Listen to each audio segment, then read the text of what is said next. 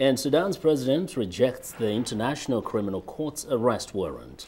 Well, that arrest warrant prompted strong reaction here in Washington Wednesday from both human rights groups critical of Mr. Bashir and Sudan's ambassador to the United States. The government of Sudan totally rejects decisions from the ICC. Sudan's ambassador to the U.S., Akech Koch, told reporters Wednesday at a press conference in Washington that Sudan simply is not answerable to the International Criminal Court because it is not a member of the ICC. Guilty or not guilty of any... He also declined to respond to charges against Mr. Bashir and dismissed the ICC as a political tool of the West that unfairly targets African countries. The ICC is targeting and concentrating on Africa for rendering justice. This finally took place. That's something on their dreams. They're dreaming for that for quite a long time and waiting and asking for that. Many Darfuris in Washington accuse Mr. Bashir and his government of atrocities in Western Sudan, where reports say more than 200,000 people have been killed and 2 million forced to flee.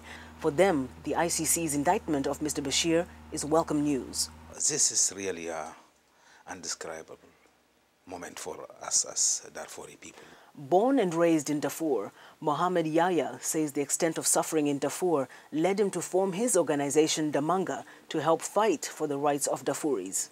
I lost most of my family members, but I still, I feel like all those Darfuris who left are my family members, are my relatives, and that's why I decided to continue to work for them, to advocate with them. And we are so proud to work with our partners. The Save Darfur Coalition is one such partner. Its president, Jerry Fowler, says while he was frustrated at the ICC's delayed decision on Mr. Bashir, he credits his group's efforts in raising the awareness that he hopes will result in peace. Save Darfur has been working since 2004, really, to give voice to an enormous constituency of conscience here in the United States and increasingly abroad that has called attention to the situation in Darfur. But Ambassador Koch warns the arrest warrant will only disrupt efforts to bring peace to Darfur. He says Sudan will urge the United Nations to withdraw the arrest warrant. Whatever commitment the government of Sudan has had with the international community, the UNAMID,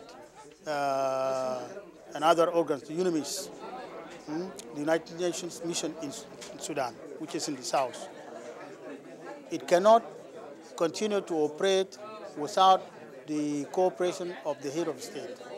So it might be an unfortunate complication. Despite Sudan's rejection of the ICC arrest warrant against its president, Mr. Omar al-Bashir, many Darfuris here in the Washington area say they're going to continue pushing for pressure to be mounted on Mr. Bashir and any top government official accused of war crimes and crimes against humanity. Mohamed Yahya says options are few for the Sudanese leader. So there is no way for him because justice will take place and he will be brought to the justice, sooner or later. And I think today is the beginning. Dimiake Mwakaliele, VOA News.